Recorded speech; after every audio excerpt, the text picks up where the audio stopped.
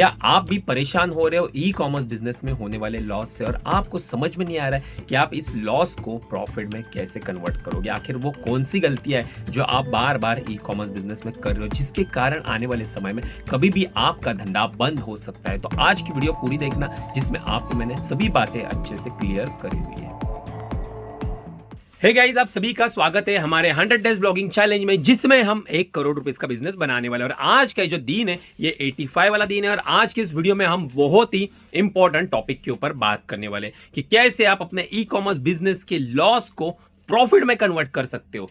कौन सी वो गलतियां है जो स्टार्टिंग में ना हर एक नया सेलर करता है, जिसके कारण आने वाले समय में उसका बिजनेस कभी भी बंद हो सकता है। तो बहुत ही इंपॉर्टेंट टॉपिक है, पूरी वीडियो देखना, इससे आपको बहुत सारी ना लर्निंग मिलने वाली है। सो गाइस, सबसे पहले हम देखने वाले हैं हमारा आज का डिस्पैचिंग वाला काउंट कितना है। मीशो पे हमें ऑर्डर कितने रिसीव हुए, फ्लिपकार्ट पे हमारे ऑर्डर टोटल कितने आए, तो दोनों चीजें देखने वाले। साथ में हमारे यहाँ पे ना पैकिंग हमने ऑलरेडी स्टार्ट करी हुई है, तो कुछ पार्सल जो है ना वो हमारे यहाँ पे पैक हो चुके हैं। सो गाइस, सबसे पहले हम हमारे जो एक सब्सक्राइबर भाई है, उन्होंने हमारे वेबसाइट के ऊपर शिपिंग लेबल की ऑर्डर प्लेस करी थी, तो उनके ऑर्डर आज हम शिप करने वाले। तो ये इन्होंने कॉम्बो बाय करा था। तो अगर आपको भी ना अपने ई कॉमर्स बिजनेस के लिए शिपिंग लेबल बाय करने या कुरियर बैग्स बाय करने हैं, तो आप हमारे वेबसाइट से www.wonderwoman.co.in से आप बाय कर सकते हो। डिस्क्रिप्शन में उसकी लिंक मैंने दे दी है। और अभी यहाँ पे ना हमने ऑफर भी चालू कर लिया है। देखो, बारकोड्स के ऊपर ऑफर है, कुरियर बैग्स के ऊपर है, मेंस इनरवेयर के ऊपर भी ऑफर चल रहा है। और जबरदस्त, इससे सस्ता ना भैया आपको अमेजॉन, मीशो, फ्लिपकार्ट कहीं पे भी नहीं मिल सकता। ये डंके की चोट पे कह रहा हूँ। जो हम ऑफर दे रहे हैं ना हमारे प्रोडक्ट्स के ऊपर, ये देखो भैया, 3 पीस का कॉम्बो आपको 300 रुपए में, उसकी प्राइस ही भैया लगभग 170-180 रुपया प्राइस आती है। तो जबरदस्त ऑफर चल रहा है वेबसाइट के ऊपर। अगर आपको कोई भी नीड रहेगी तो आप हमारे वेबसाइट के ऊपर बाय कर सकते हो।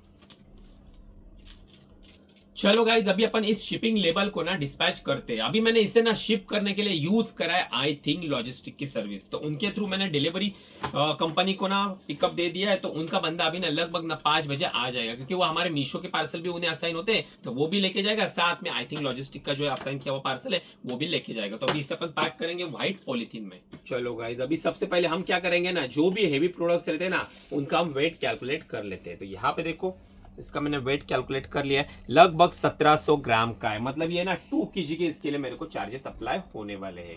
तो चलो अभी अपन इसे डिस्पैच कर दो गाइस। अभी यहाँ पे अपना खाना पीना चल रहा है हमारे स्टाफ का, और यहाँ पे हमारी लगभग ना आधे से ज्यादा पार्सल डिस्पैच के लिए रेडी है। अभी देखो, यहाँ पे इनको स्कैन भी करके रखा है और साथ में इसके SQ भी मिटा दिए गए। एक यहाँ पे भी एक लॉट है जो भी पैक हो चुका है, और इसी के साथ अपने ये कुछ फ्लिपकार्ट के पार्सल भी है, ये भी पैक हो चुके हैं। बाकी जो थोड़े बचे हुए पार्सल है वो भी आधे घंटे में पूरे पैक हो जाएंगे। चलो गाइस, अभी यहाँ से ना मेरे को जाना है प्लॉट पे कुछ सामान लेके, क्योंकि ना वहाँ पे ना कुछ सामान मंगवाया है। जो हमारे काम करे ना मामा साहब, तो उन्होंने मंगवाया है, वो सामान अभी फटाफट अपने को देख के आना है। तो चलो देख के आते हैं, फिर बाकी की बातें बाद में बात करेंगे। अभी आया था भैया थोड़ा मार्केट में, तो अभी अपने को प्लॉट पे जाना है। तो उसके लिए अपन ने ये एक ताड़पत्री लिया है, निया ब्लू वाला कापड़। और यहाँ पे आप देखोगे तो भैया यहाँ पे रोड कटिंग में ना देखो एक शॉप है ना, वो टूटने वाला है। ये रोड कटिंग चल रही है। तो चलो अपन अब यहाँ से निकलते हैं। चलो भाई, अब यहाँ से सीधा निकला वो अपनी कार लेके अपनी लोकेशन की तरफ।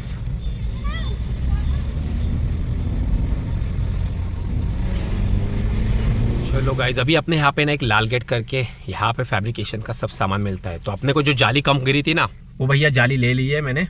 देख लो भैया, लगभग भैया 3000 रुपये की जाली गिरी मेरे को। तो ये लेके जा रहे हैं भैया। ये ठुक गई, देख भाई गाड़ी इसकी अभी जस्ट ठुक गई। देखो भाई, भाई साहब खतरनाक। चलो गाइस, अभी प्लॉट के यहाँ पे आ गया हूँ और सामान यहाँ पे उतार दिया गया है। अभी ना आते वक्त मामा के यहाँ पे गया था, तो वहाँ पे थोड़ा और लेट हो गया, इसके लिए अभी शाम हो चुकी है। तो अभी यहाँ से सीधा अपने को जाना है फिर से वेयर हाउस पे, और अपन बाद में डिटेल में चर्चा करेंगे कि आप कैसे लॉस को प्रॉफिट में कन्वर्ट करोगे, किन बातों के ऊपर आपको ई कॉमर्स बिजनेस में सबसे ज़्यादा ध्यान देने की ज़रूरत होती है।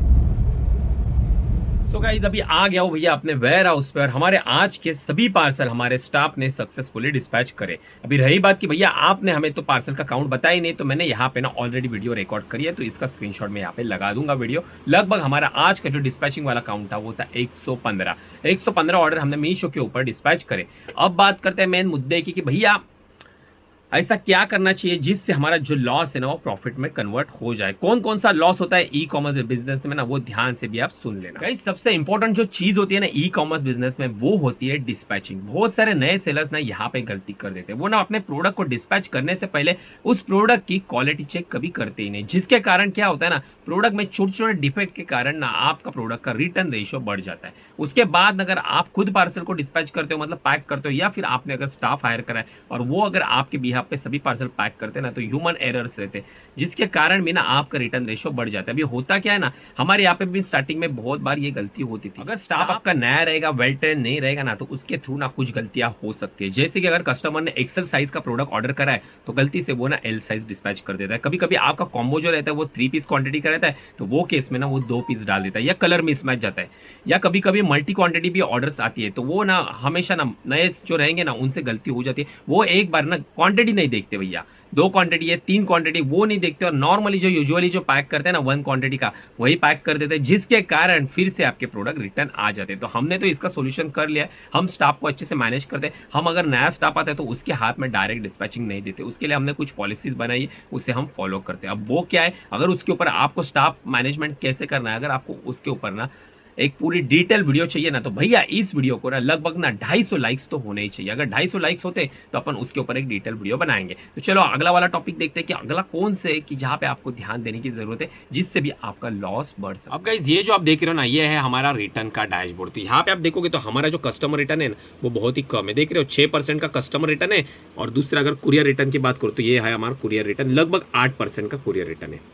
अब ये इसलिए ना कि हम जो भी प्रोडक्ट भेजते हैं ना, उस प्रोडक्ट का डेटा जो है ना हम एनालाइज करते हैं, उसे ट्रैक करते रहते हैं। अभी बहुत बार ना कुछ कुछ प्रोडक्ट ऐसे रहते हैं ना जिनका रिटर्न रेशियो जो रहता है ना 25-30% तक रहते हैं। तो वो वाले क्या, अगर प्रोडक्ट हमारे कोई आते हैं ना, हमें लगता है कि भैया इसका 20-25% रिटर्न रेशियो जा रहा है ना, तो हम उस प्रोडक्ट को भैया बेचना ही बंद कर देते, सीधा उस कैटलॉग को पॉज कर देते और उसे बेचना बंद देते, क्योंकि वो एक प्रोडक्ट जो है ना वो हमारा पूरा जो मैट्रिक्स है ना वो खराब कर सकता है। तो आपको भी देखना है आपके केस में अगर कोई प्रोडक्ट जो है ना वो उसमें आपको ज्यादा रिटर्न आ रहे, कस्टमर रिटर्न बढ़ रहे, तो वो प्रोडक्ट को ना आप ना किसी भी तरह ना और कहीं पे भी बेच दो, या फिर एक बार बेच के खत्म कर दो, उसका रीस्टॉक मत करना और उसे हमेशा के लिए भाई पैनल से बंद कर देना, क्योंकि ऐसे ही प्रोडक्ट जो रहते हैं वो अपने बिजनेस के लिए सबसे खतरनाक होते हैं, जो आपका पूरा बिजनेस डुबाने में हेल्प करते हैं। अब गाइस ये जो आप देख रहे हो ना, ये है हमारा रिटर्न का डैशबोर्ड। तो यहाँ पे आप देखोगे तो हमारा जो कस्टमर रिटर्न है ना, वो बहुत ही कम है। देख रहे हो 6% का कस्टमर रिटर्न है, और दूसरा अगर कुरियर रिटर्न की बात करो तो ये है हमारा कुरियर रिटर्न, लगभग 8% का कुरियर रिटर्न है।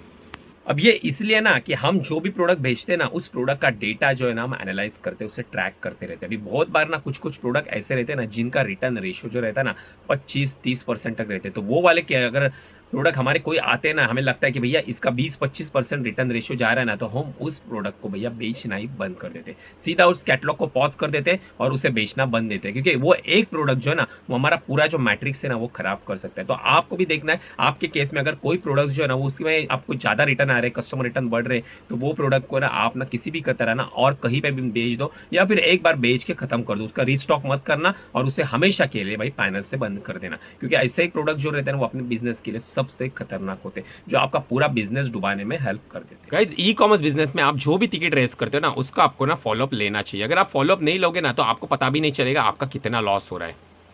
इसके साथ गाइज आपको है ना आपका रिटर्न का जो डैशबोर्ड है ना, वो भी ना हर टाइम ना आपको चेक करते रहना चाहिए, क्योंकि यहाँ पे एक इशू होता है कि अगर आप ना रिटर्न पैनल चेक नहीं करोगे ना, तो बहुत सारे ना लॉजिस्टिक कंपनी आपके यहाँ पे ना फेक अटेम्प्ट करते हैं, जिसके कारण ना आपको पता भी नहीं चलता कि आपके पार्सल के ऊपर कितने फेक अटेम्प्ट हुए। और अगर ना फेक अटेम्प्ट होने के बाद अगर आप उसके ऊपर टिकट रेस नहीं करते हो ना, तो आपका पार्सल ना भाई डिस्पोज हो जाता है। तो अगर डिस्पोज हो गया ना, तो आपको उसका कोई भी क्लेम नहीं मिलता, साथ में आप बाद में कितने भी टिकट रेस करो आपको कोई भी रिफंड मिलने वाला नहीं है, पूरा पार्सल भी नहीं मिलेगा, साथ में कोई पैसा भी नहीं मिलेगा। तो ये बात हमेशा ध्यान रखना, हमेशा अपने प्रोडक्ट को ट्रैक करना, साथ में ना पेमेंट रिकंसिलेशन भी करना। अभी पेमेंट रिकंसिलेशन का बेनिफिट ये होता है ना कि अगर आप पेमेंट रिकंसिलेशन करते हो तो 2 महीने पहले अगर आपने कोई पार्सल डिस्पैच करा है और अगर आज आप उसे पेमेंट में आप चेक करोगे ना, तो आपको पता चलेगा कि भैया उसका पेमेंट मुझे आया है नहीं आया। अगर नहीं आया है तो पेमेंट गया कहाँ पे, तब आप उस ऑर्डर आईडी को ना डायरेक्ट पैनल पे चेक कर सकते हो, तभी आपको पता चलेगा कि अभी तक ये डिलीवर हुआ नहीं, तो उसका आपको टिकट डालना। अगर आप टिकट नहीं डालोगे ना, तो कब का कब हवा में गायब हो जाएगा ना पार्सल, आपको पता भी नहीं चलेगा। और बाद में फिर लेट होने के बाद ना आप अगर 3 महीने के बाद उसके लिए क्लेम जाओगे कि मेरे को पैसा मिला नहीं है, तो आपका क्लेम रिजेक्ट हो जाएगा और फिर वो लॉस चला जाएगा। इसके बाद ना गाइस मीशो पे ना और एक दिक्कत आती है, आपके ना कुछ पार्सल जो होते हैं ना वो लॉस्ट हो जाते हैं। तो वो लॉस्ट सेक्शन में जैसे आते हैं ना, तो वहां पे ना आपको उनको ना ट्रैक करना पड़ता है।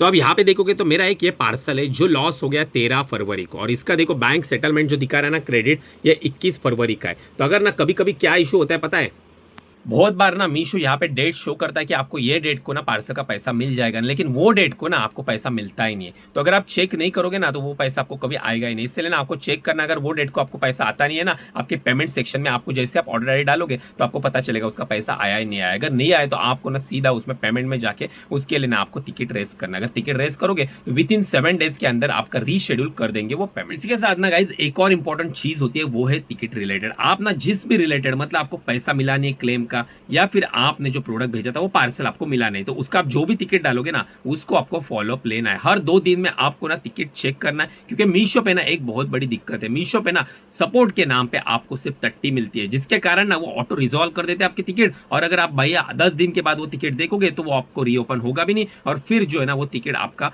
जो भी पैसा मिलने वाला था ना वो आपकी छोटी सी गलती की वजह से वो पूरा लॉस्ट हो जाएगा और आपको कोई भी क्लेम नहीं मिलेगा। तो हमेशा ना एवरी 2 दिन में ना आपको टिकट एक बार ना चेक करना है। जितने भी टिकट रहेंगे एक बार ध्यान दे दो, जिसमें भी आपको लगता है कि भैया इसमें मेरे को क्लेम अप्रूव नहीं हुआ या इन्होंने कुछ गलत रिप्लाई दे दिया, तो उसे फिर से रीओपन करो, कॉल बैक के लिए ऑप्शन करो, या फिर उनको फिर से एक बार डिस्क्रिप्शन में वहां पे आपको अच्छे से क्लियर कर दो आपको क्या दिक्कत आ रही है, क्योंकि यहाँ पे आपको फॉलो बहुत लेना जरूरी है, नहीं तो भैया लॉस हो जाएगा। ई कॉमर्स में ना यही छोटी छोटी चीजें जो होती है ना वही आपका लॉस जो है ना पूरा कम कर देती है, और उसी लॉस को आपके प्रॉफिट में कन्वर्ट हो जाता है। जैसे मैंने स्टार्टिंग में बोला, अगर आप डिस्पैचिंग को अगर प्रॉपर तरीके से हैंडल करते हो तो आपका रिटर्न रेशो अपने आप कम होगा। हाई रिटर्न वाले प्रोडक्ट आप पॉज करोगे तो भी आपका रिटर्न रेशो कम होगा। अगर कस्टमर रिटर्न आपका कम आने लगा तो आपका पूरा पैसा जो है ना प्रॉफिट में कन्वर्ट होता है। तो हम भी वही करते हैं, आप भी वही करें, इससे ही ना ई कॉमर्स बिजनेस में हर कोई सक्सेसफुल बन सकता है।